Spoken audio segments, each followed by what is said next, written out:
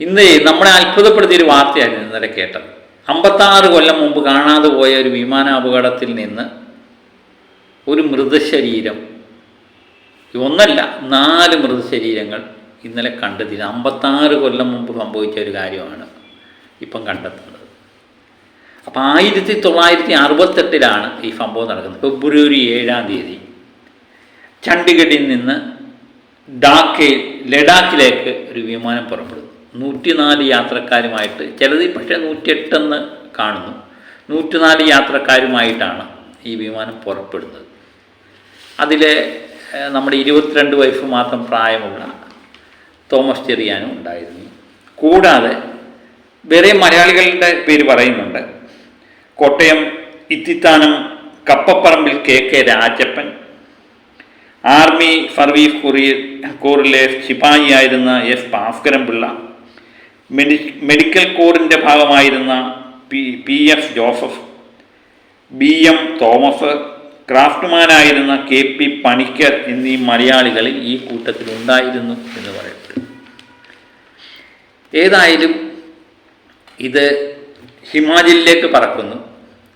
ഹിമാചലിൽ പറക്കുമ്പോൾ അവിടെ വെച്ച് ഇതുമായിട്ടുള്ള എല്ലാ ബന്ധങ്ങളും വിജയിച്ചു. അപ്പോൾ ഹിമാചൽ പ്രദേശിലെ യാത്ര,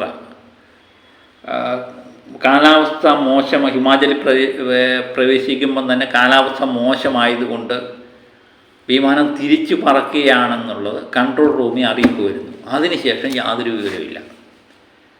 ഒത്തിരി തിരച്ചിൽ നടത്തി. ഏകദേശം 16,000 അടി ഉയരത്തിലുള്ള ഡാക്ക പർവ്വതനിരയിൽ നിന്നുമാണ് മൃതശരീരങ്ങൾ കണ്ടെത്തിയത് ഇപ്പോൾ. അപ്പം അങ്ങനെയുള്ളൊരു സംഭവമാണ്. ഏകദേശം അത്രയും അടി ഉയരത്തിൽ എന്നൊക്കെ പറയുമ്പം നമുക്ക് ചിന്തിക്കാൻ പറ്റത്തില്ല. വേനൽക്കാലത്ത് പോലും ഈ പർവ്വതനിരയിലും സമീപ പ്രദേശങ്ങളിലെല്ലാം മഞ്ഞ് മൂടിക്കിടക്കുന്ന അവസ്ഥയാണ്. എപ്പോഴും -ഡിഗ്രി രേഖപ്പെടുത്തുന്ന ഒരു പ്രദേശത്തു നിന്ന് ഒരു വിമാനം കാണാതെ പോവുക എന്ന് പറയുന്നത്, അന്ന് പലരും തെരച്ചിലൊക്കെ നടത്തി എന്ന് വാർത്തകളിലൊക്കെ വരുന്നുണ്ട്. പക്ഷേ ഒന്നും കണ്ടെത്താൻ, തെരച്ചിൽ നടത്തുന്നതിനൊരു ആ കാലത്തായാലും ഏത് കാലത്തായാലും തെരച്ചിൽ നടത്തുന്നതിനൊരു ഈ തണുപ്പായതുകൊണ്ട് ഒരു പരിമിതികളുണ്ട്. സ്ഥിരമായിട്ട് ഇന്ന് അവിടെ തെരച്ചിൽ നടത്താൻ ബുദ്ധിമുട്ടായതുകൊണ്ട് തെരച്ചിൽ നടത്തി അവസാനിപ്പിക്കും. പക്ഷേ 2003 അവിടെ നിന്ന് ചില പർവ്വതാരോഹണ ആൾക്കാർ പോയപ്പം വിമാനത്തിൻ്റെ അവശിഷ്ടം കിട്ടി എന്ന് പറയുന്നു. വിമാനത്തിൻ്റെ അവശിഷ്ടം അവിടെ നിന്ന് കണ്ടെത്താൻ പറ്റും 2003. അന്നാണ് നമ്മൾ സ്ഥിരീകരിക്കുന്നത് ഈ വിമാനം തകർന്നിട്ടുണ്ട് എന്ന് സ്ഥിരീകരിക്കുന്നത്. അതുവരെ നമുക്ക് യാതൊരു അറിവില്ലായിരുന്നു. ഈ വിമാനത്തെപ്പറ്റി യാതൊരു അറിവില്ലായിരുന്നു. 1968 കാണാതെ പോയ വിമാനത്തിന് എന്ത് പറ്റി എന്നറിയാൻ 2003 വരെ നമ്മൾ കാത്തിരിക്കേണ്ടി വന്നു. അതിനുശേഷം പലപ്പോഴായിട്ട് പല മൃതശരീരങ്ങളും അവിടുന്ന് കിട്ടി. അതിനുശേഷം ഇപ്പോഴാണ് അവിടുന്ന് മൃതശരീരം കിട്ടുന്നത്. പിന്നെ ഒരാളെ തിരിച്ചറിഞ്ഞിട്ടില്ല എന്നാണ് നമുക്ക് കിട്ടുന്ന വിവരം. അപ്പം ഇത്രയും നാൾ മൃതശരീരം അത് കേടില്ലാതെ നിൽക്കുക എന്നൊക്കെ പറയാൻ നമുക്ക് ചിന്തിക്കാം. മഞ്ഞാണെന്നുള്ളത് പ്രത്യേകം ചിന്തിക്കുക. അപ്പോൾ ഏകദേശം 56 കൊല്ലം, 22 വയസ്സ് പ്രായമുള്ളപ്പോഴാണ് ആളിനെ കാണാതെ പോകുന്നത്. ഇപ്പോൾ 56 വയസ്സ് 56 കൊല്ലത്തിന് ശേഷം ആ മൃതശരീരം കിട്ടുക എന്നൊക്കെ പറയുമ്പം ഒരു വല്ലാത്ത അത്ഭുതം തന്നെ. അപ്പം ഞാൻ പറഞ്ഞില്ലയോ, അതിനകത്ത് മൽഖാൽ സിംഗ്, നാരായൺ സിംഗ്, തോമസ് ചെറിയാൻ, ഇവരെ എല്ലാം തിരിച്ചറിഞ്ഞു. നാരായൺ സിംഗിനെയും തോമസ് ചെറിയാനെയും അവരുടെ കയ്യിലുണ്ടായിരുന്ന പേ ബുക്ക് വഴിയും തിരിച്ചറിഞ്ഞു എന്നാണ് പറയുന്നത്. അതുപോലെ പോക്കറ്റിൽ നിന്ന് വൗച്ചർ വഴിയാണ് മൽഖാൽ സിംഗിനെ തിരിച്ചറിഞ്ഞത്. അപ്പോൾ ഒരാളെ തിരിച്ചറിഞ്ഞിട്ടുമില്ല. അതാരാണെന്ന് യാതൊരുവിധ തെളിവുകളും കിട്ടിയിട്ടില്ല എന്നാണ് അറിയാൻ പറ്റുന്നത്. അപ്പം വർഷങ്ങൾക്ക് മുമ്പുള്ള ഒരു സംഭവം, അതിൻ്റെ എന്താ പറയുന്നത്, 104 യാത്രക്കാരുണ്ടായിരുന്നു. പക്ഷേ ഇനിയും തിരച്ചിൽ ഒക്ടോബർ 10 വരെ തുടരും എന്നാണ് പറയുന്നത്. ഇനിയും മൃതശരീരങ്ങളൊക്കെ കിട്ടാനുണ്ട്. വിമാനത്തിൻ്റെ അവശിഷ്ടങ്ങളൊക്കെ പലപ്പോഴായിട്ട് കിട്ടിയിട്ടുണ്ട്. പക്ഷേ ഈ മൃതശരീരങ്ങൾ അതിലെ ആൾക്കാർക്ക് ഏതായാലും ആൾക്കാർ മരിച്ചുപോയി എന്നുള്ളത് ഉറപ്പാണ്. പിന്നെ ഇപ്പം പറയുന്ന പോലെ തന്നെ മൃതശരീരം ഇനിയും കൊല്ലങ്ങൾ കഴിഞ്ഞാലും അതിന് പാടില്ലാതെ തിരിച്ചു കിട്ടുമെന്ന് തന്നെ പ്രതീക്ഷിച്ചുകൊണ്ടിരിക്കും. അപ്പം കഴിഞ്ഞ ദിവസം സൈന്യത്തിൽ നിന്നൊരു അറിയിപ്പ് വന്നിരുന്നു വീട്ടിലേക്ക്, ഈ മൃതശരീരം ഏറ്റെടുക്കാൻ തയ്യാറാണോ എന്നൊക്കെയുള്ള. ഇതിനകത്ത് വേറൊരു പ്രശ്നം, 56 കൊല്ലം മുമ്പ് നടന്നൊരു സംഭവമാണ്. ഇപ്പം അന്നുള്ള ആൾക്കാരൊക്കെ ജീവനോടുണ്ടോ ഇല്ലയോ എന്ന് നമുക്കറിയാൻ വയ്യാത്തൊരവസ്ഥ. ഏതായാലും ഇപ്പോഴും പുള്ളിയുടെ അനുജനും പുള്ളിയുടെ സഹോദരങ്ങളൊക്കെ ആ വീട്ടിൽ താമസിക്കുന്നുണ്ട്. അവരുമായിട്ട് സംസാരിക്കുന്നതിൻ്റെ വീഡിയോകളൊക്കെ വന്നിട്ടുണ്ട്. നമുക്കതൊന്ന് കേൾക്കാം. കഴിഞ്ഞ ദിവസം ലഡാക്ക് മഞ്ഞുമലയിൽ നിന്നും കണ്ടെത്തിയത്, അത് വീട്ടുകാരെ സംബന്ധിച്ച് ഇപ്പോൾ ഈ വിവരം ഇന്നലെ രാത്രി 7 മണിയോട് കൂടിയാണ് ആറന്മുള പോലീസ് സ്റ്റേഷനിൽ നിന്നും കുടുംബാംഗങ്ങൾ അറിഞ്ഞത്. ആ വിമാനാപകടം സംഭവിച്ചതിന് ശേഷം അദ്ദേഹത്തെക്കുറിച്ച് യാതൊരു വിവരവും ഇല്ലായിരുന്നു. സൈന്യത്തിൽ ജോലി ചെയ്യവേ ആയിരുന്നു, വിമാനത്തിൽ യാത്ര ചെയ്യവേ ലഡാക്ക് മഞ്ഞുമലയിൽ വെച്ച് ഈ വ്യോമസേനയുടെ വിമാനം തകർന്നു വീണത്. അതിനുശേഷം കുടുംബാംഗങ്ങൾക്ക് അദ്ദേഹത്തെക്കുറിച്ച് യാതൊരു വിവരവും ഇല്ലായിരുന്നു. ഞാനിപ്പോൾ അദ്ദേഹത്തിൻ്റെ ഒഡാലിൽ വീട്ടിലാണ് നിൽക്കുന്നത്. ഇപ്പോൾ അദ്ദേഹത്തിൻ്റെ സഹോദരൻ തോമസ് നമ്മോടൊപ്പമുണ്ട്. അന്ന് ശരിക്കും എന്താണ് സംഭവിച്ചത്? പിന്നീട് നിങ്ങൾക്ക് അന്ന് ഏതൊക്കെ രീതിയിലായിരുന്നു വിവരങ്ങൾ ലഭിച്ചിരുന്നത്? അന്ന് അവിടെ യൂണിറ്റിൽ നമ്മുടെ ഇവിടെ ഇൻഫോം ചെയ്തു.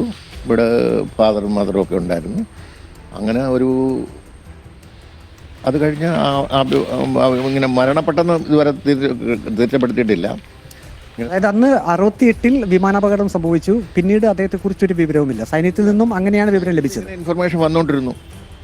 ഒരു 4-5-6 വർഷം മുമ്പും വന്നു, ഞങ്ങളിങ്ങനെ എൻക്വയറി ചെയ്യുന്നെന്നും പറഞ്ഞു. ഏറ്റവും ഒടുവിൽ ഇതിനു മുമ്പ് എന്നാണ് ഇങ്ങനെ അന്വേഷണം നടക്കുന്നുണ്ട്, തിരയുന്നുണ്ട് എന്നുള്ള രീതിയിൽ വിവരം ലഭിച്ചത്? 5-6 വർഷം മുമ്പ് ഒരു ഇൻഫർമേഷൻ വന്നിരുന്നു അനിയൻ്റെ. അദ്ദേഹം ഈ സൈന്യത്തിൽ ജോലി ചേർന്ന് കഴിഞ്ഞ് എത്ര നാൾ കഴിഞ്ഞാണ് ഈ ഒരു അപകടം സംഭവിച്ചത്? 3 വർഷത്തിന് ശേഷം ട്രെയിനിങ് കഴിഞ്ഞ്, അവരുടെ ട്രെയിനിങ് കഴിഞ്ഞിട്ട് ഇവിടുന്ന് ചണ്ഡീഗഡ്, സെക്കൻഡറാബാദിലായിരുന്നു training. He was in EME. അവിടെ ഒന്ന് സെക്കൻഡറാബാദിൽ ട്രെയിനിങ് കഴിഞ്ഞ് പുള്ളി ചണ്ഡീഗഡ് വരെ പോയി. ചണ്ഡീഗഡിൽ നിന്ന് ലഡാക്കിലേക്കുള്ള പോസ്റ്റിംഗ് പോയതാണ്. ആ സമയത്താണ്. 3 വർഷത്തോളം ആയിരുന്നു അല്ലേ സർവീസിൽ? കഴിഞ്ഞായിരുന്നു. 65-ൽ മിലിറ്ററിയിൽ എൻലിസ്റ്റായി. 65-ന് ശേഷം ഇത് 68-ലാണ്. 68 ഫെബ്രുവരി 7 സംഭവിക്കുന്നു. നിങ്ങൾക്ക് ഈ വിവരം തന്നത് ആദ്യം ആറന്മുള പോലീസ് സ്റ്റേഷനിൽ നിന്നാണ്? ആറന്മുള പോലീസ് സ്റ്റേഷനിൽ നിന്ന് ഇൻഫർമേഷൻ വന്നു. സൈന്യത്തിൽ നിന്നും ഔദ്യോഗികമായിട്ട് വിവരം വിളിച്ച് പറഞ്ഞു. എന്താണ് അവർ പറഞ്ഞത്? അവരൊന്നും ഇങ്ങനെ ഡീറ്റെയിൽ ആയിട്ടൊന്നും പറഞ്ഞിട്ടില്ല. ഇങ്ങനൊരു ഇൻഫർമേഷൻ ഉണ്ട്, അത് ഇങ്ങനെ പുള്ളി പോയെന്നും പുള്ളി ഇങ്ങനെ ഒരു ഡെഡ് ബോഡി കിട്ടിയെന്നും അതിൻ്റെ വിവരങ്ങൾ ഫർദർ ഇൻഫോം ചെയ്യുമെന്നും ഒരാഴ്ചത്തെ സമയം എടുക്കും. അതിനു മുമ്പ് ഇൻഫോം ചെയ്യാവുന്ന, അതിന് ഫർദർ വിവരങ്ങൾ തരാമെന്ന് പറഞ്ഞു.